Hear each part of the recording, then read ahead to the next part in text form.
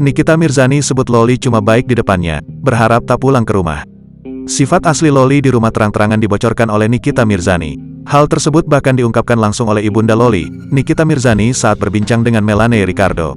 Awalnya Nikita Mirzani bercerita bahwa Loli kerap memperlihatkan kenakalan selama di rumah, mulai dari membuat Art tak betah bekerja hingga mengunci guru lesnya di kamar mandi.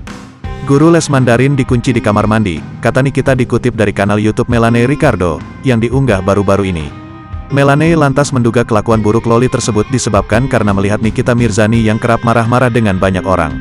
Namun Nikita membantah, menurutnya selama ini, Loli bersikap manis saat berada di depannya alias berbanding terbalik saat bersamanya. Dia kalau di depan aku, she's really a nice girl, baik banget. Tapi kalau aku sudah nggak ada, itu semua bisa dimaki, imbu janda 37 tahun ini.